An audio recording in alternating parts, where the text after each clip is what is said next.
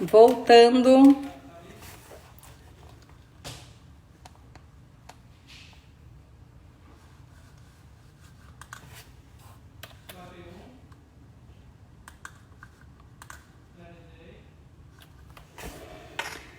Bem-vindos de novo. Agora eu vou deixar os comentários aqui.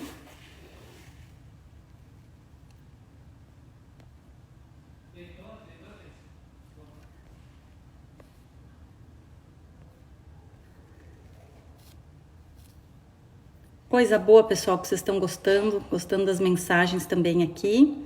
Esperando a doutora Andréia entrar de novo.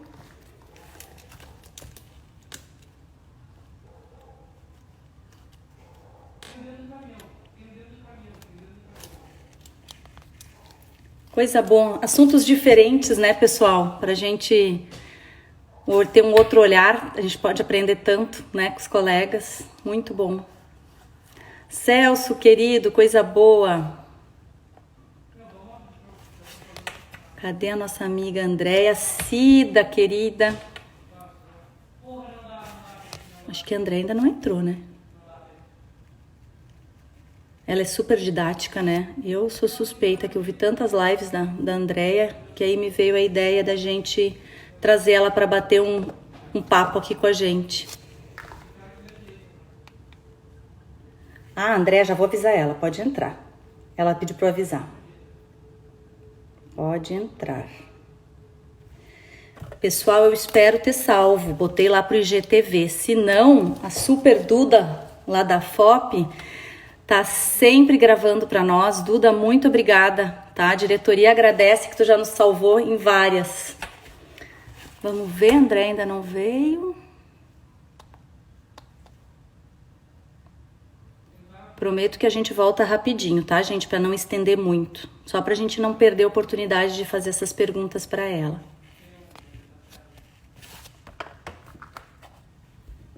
Nem botei som.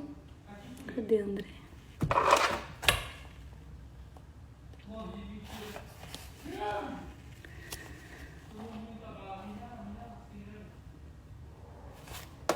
Cadê você, Andréia?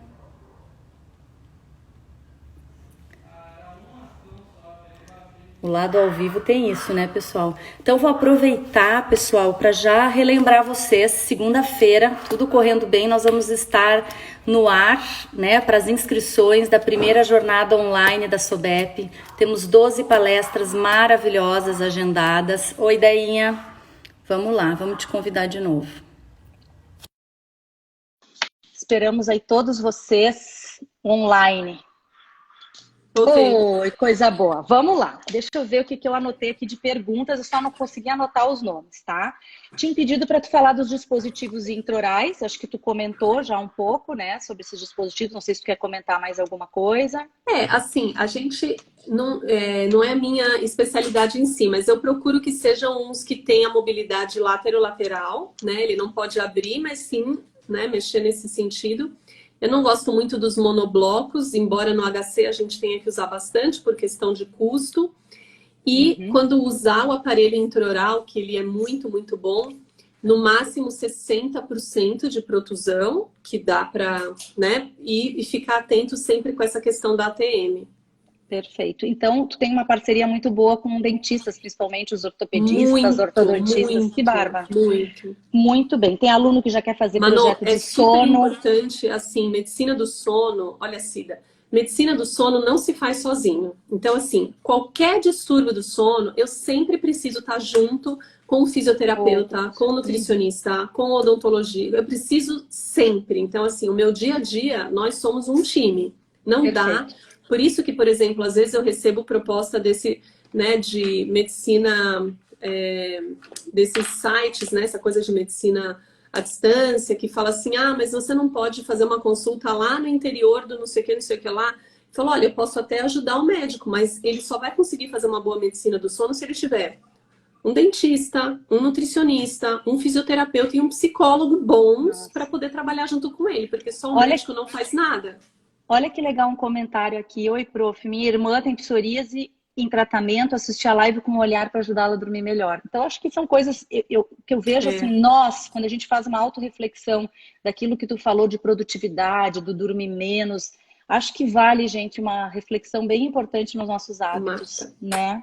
Bom, tem uma outra pergunta. O sono com medicamento e o sono sem medicamento, os dois são bons? E tem uma pessoa que também pediu para tu comentar um pouquinho como é que são assim, zolpidem, amitriptilina, esses medicamentos, quando usar. Então, não sei se tu quer falar dos dois juntos. A comparação não é sono com medicamento versus sono sem medicamento. É óbvio que sono sem medicamento é muito melhor. A comparação é não dormir e dormir com medicamento. É melhor dormir com medicamento. Perfeito. Certo? Então, ideia, assim... Tu comentou uma vez que tu pode usar o medicamento por um tempo, é isso? Até a pessoa criar um ritmo. Que a gente, a intenção, quando a gente vai tratar um distúrbio de sono, é a gente fazer um planejamento.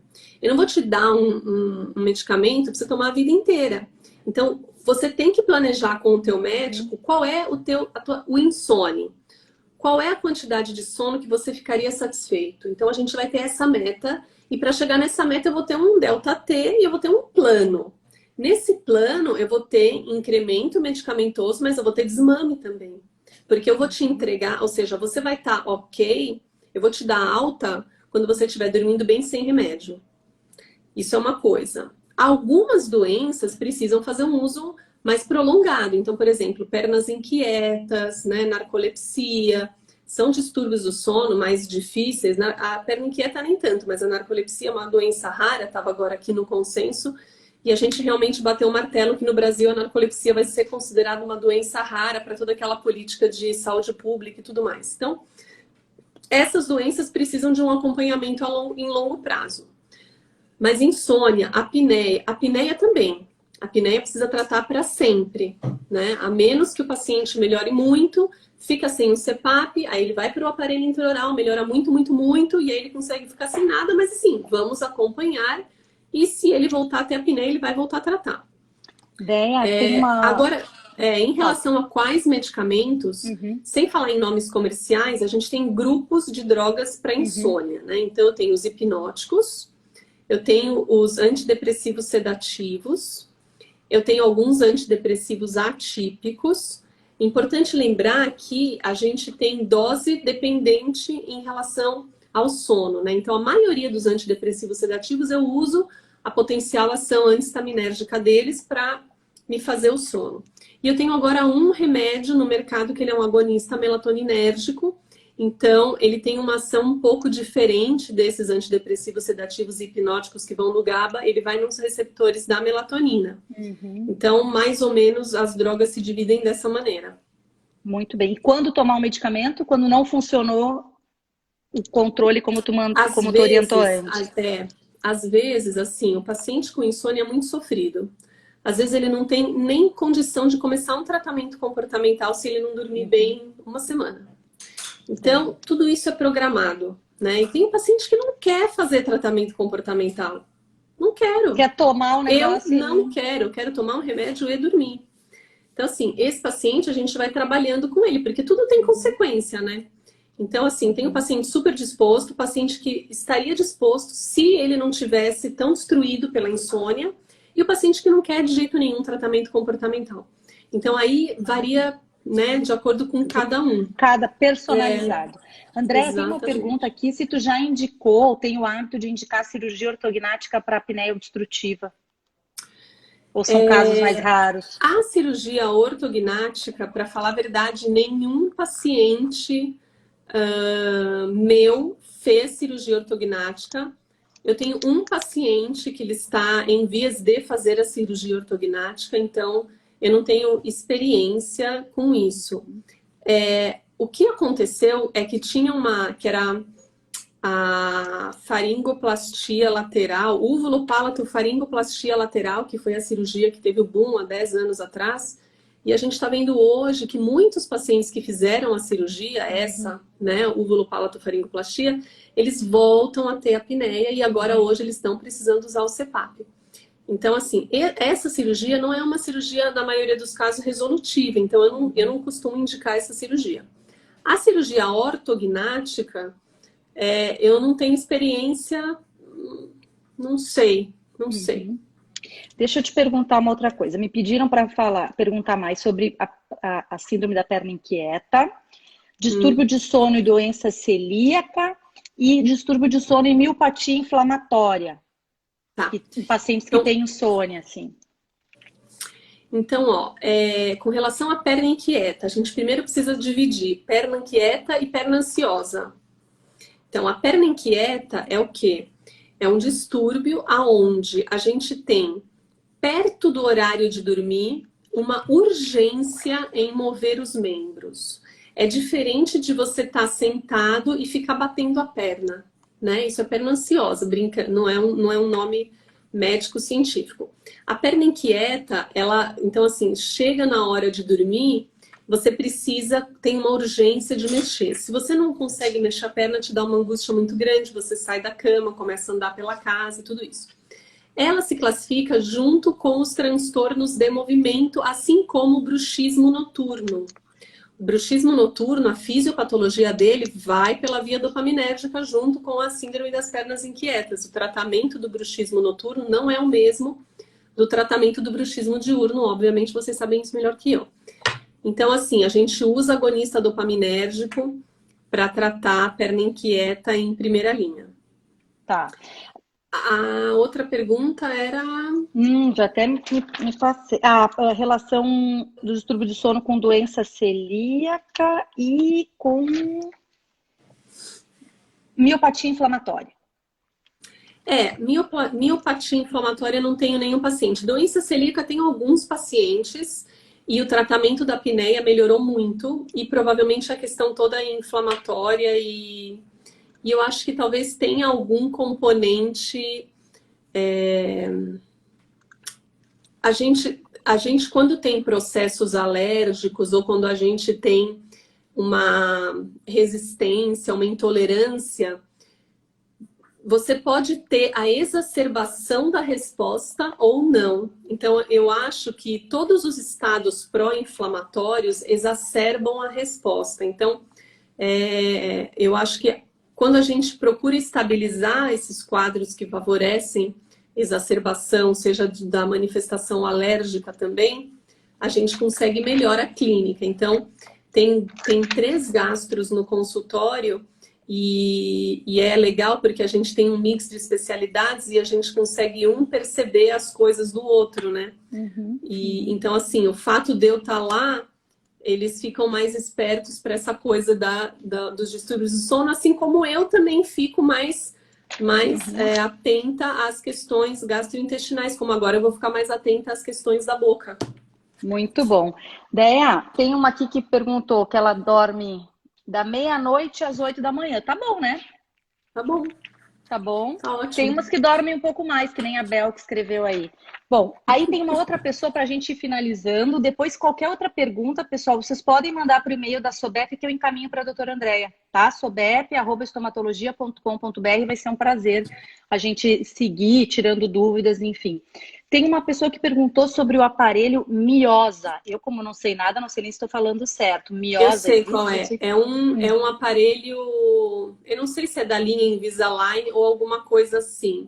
Eu não gosto dele porque ele não movimenta a lateral. Entendi. Ele é acolchoado. Ele é excelente para bruxismo. Tá. Mas como um aparelho de avanço mandibular, e ele também e ele é fixo, né? Você fixa, eu não sei como que fixa a protusão, se você manda fazer ele já numa protusão, porque o aparelho intraoral às vezes te dá a opção de você ir graduando a protusão. O paciente não vai de cara fazer os 60%, né? Você consegue fazer isso. E esse aparelho, ele já vem pronto naquela protusão. Então, dificilmente você vai conseguir fazer a protusão máxima, que são esses 60%, além dele ficar engessado no movimento lateral. Tá. Deixa eu só mais duas coisinhas. Uma, perguntaram da suplementação da melatonina antes de dormir. Como você vê isso? Se isso é indicado? Isso, tá. Depois eu faço a última. Quando a gente fala em suplemento, eu tô falando porque eu tenho uma deficiência de melatonina, então eu quero suplementar. A deficiência de melatonina, deficiência entre aspas, a gente começa a produzir menos melatonina depois dos 50 anos. E aí eu posso ter alguma consequência que não foi completamente comprovada na literatura, mas não é contraindicado o uso de melatonina depois dos 50 anos. Você começa a perceber que você tem prejuízo no sono, principalmente em questão de ritmo, de horários, de fragmentação. A melatonina, ela precisa ser prescrita. A gente não pode comprar melatonina, muito menos nos Estados Unidos, que não é regulamentada pelo FDA, você não sabe o que tem lá dentro. Então, quer usar melatonina? Prescreve. Acho que vocês podem prescrever melatonina. Então, prescreve a melatonina, as doses é de 1 a 3 miligramas, são doses baixas. Ela precisa ser tomada todos os dias no mesmo horário, porque é um cronobiótico. A melatonina não é um hipnótico. Então, quando eu estou falando em usar melatonina como reposição, eu estou falando depois dos 50 anos, nessas doses baixinhas, todo dia no mesmo horário. Quando eu falo em uso melatonina on-label, ou seja, para onde que a melatonina está aprovada para ser prescrita, ela está aprovada para transtorno de ritmo. Ela não está aprovada para tratamento de insônia. Então, a melatonina não é um hipnótico. Não adianta tomar melatonina e deitar na cama e esperar dormir, porque não vai dormir. Perfeito, perfeito. E mais a última pergunta era uma pessoa vespertina. O que ela pode fazer com relação aos exercícios? Espera, deixa eu ver aqui. O que uma pessoa vespertina pode fazer para realizar suas atividades cedo com mais disposição? Então, se ela realmente... Precisa ver quanto que ela é vespertina, né? Uhum. E aí, se ela precisa acordar muito cedo, a gente precisa trazer o sono dela para antes. E aí, eu tenho a indicação formal da melatonina, que é alteração de ritmo circadiano. Então, para essas pessoas, o uso da melatonina e principalmente a exposição à luz no período da manhã ajuda muito. Como ela é vespertina, o ideal, se ela fizer atividade física à tarde, né, ela vai ter mais dificuldade para dormir. Então, para essa pessoa, se ela puder acordar, se expor à luz e fazer atividade física, talvez ela tenha um dia melhor. Outra dica legal para quem é vespertino é o seguinte: você usar óculos com lentes que bloqueiam a luz azul Tinha uma depois pergunta das dessa. 6. Tinha uma Então, pergunta assim, quanto à luz azul e alteração de sono. Esqueci aqui no meio. A luz azul, ela entra, né, na via retina hipotalâmica, ela vai direto no... Oh, meu Deus. Enfim, ela vai bloquear a secreção da melatonina, no núcleo supraquiasmático. E ela bloqueia a secreção da melatonina. Então, exposição à luz azul atrapalha o adormecer. O que a gente tem que fazer? Se você é vespertino, principalmente, assim que anoiteceu, você coloca o óculos bloqueador de luz azul, porque de certo você vai assistir televisão, você vai olhar no celular e isso vai estar atrapalhando a tua melatonina. Então, esse óculos pode ajudar. Então, é o óculos assim que anoitecer, se expor à luz de manhã, fazer atividade física de manhã e tomar melatonina. Muito bem. Andréia, muito obrigada. A SOBEP te agradece imensamente, a nossa diretoria que está curtindo muito esse movimento todo de lives que a gente tem feito.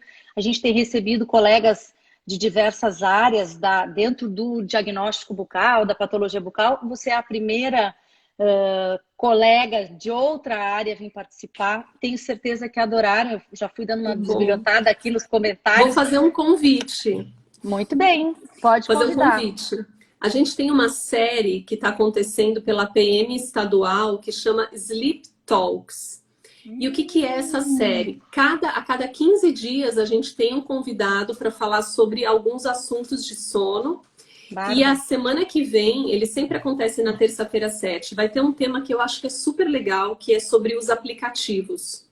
Porque hoje tem muito essa coisa de eu baixar um aplicativo para ver se eu durmo bem, se eu durmo mal, quanto eu durmo, se eu tenho sono profundo, se tudo, né? Então, é uma pessoa que estuda muito isso, que trabalha com isso, né? Que é o Dr. George, que ele está fazendo pós-graduação com isso, fez residência, é otorrino, é médico do sono.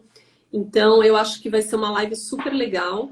E aí, André, depois, compartilha, quiserem... a gente põe no nosso Instagram, tá bom? A gente compartilha porque com os é uma série bem legal. Eu acho que todo mundo precisa entender, todo mundo que é da área da saúde precisa entender um pouquinho de sono. Eu acho que é importante. Bom, acho que saímos com outro olhar, até com vontade de dormir, a gente tá agora, né? Ah, não, foi tão Não, chata assim, não, Manu? agora a gente tá querendo dormir, porque a gente quer Ah, se sim, restabelecer, tá né? bom. Daya, muito obrigada mesmo. Eu sei que tu é Imagina. super atarefada aí com toda a função de consultório, faculdade, filhos, etc. Mas a tua didática é incrível. Tenho certeza que o pessoal também aproveitou bastante. E o nosso olhar em relação ao nosso paciente, com certeza mudou bastante. E em relação Legal. aos nossos hábitos mesmo. Então, te Sim, agradeço muito de obrigada. coração. E já estamos no IGTV que o Celso escreveu, que eu consegui gravar. Assim que eu tiver também com o link, que vai para o YouTube e tudo, eu também te mando para tu Tá ver como é que bom. ficou, tá bom? Obrigada. Pessoal, Obrigada, uma boa beijo. noite de sono, um sono maravilhoso para todos, que seja um sono de muito restabelecimento de tudo que a gente precisa, muita saúde, né? Que todo mundo fique em paz, tranquilo no meio dessa pandemia toda, mas que a gente se encontre logo. Um beijo, minha Tá bom, amiga. Fica com Deus. obrigada. Obrigada, Obrigada. beijo para vocês. Beijão.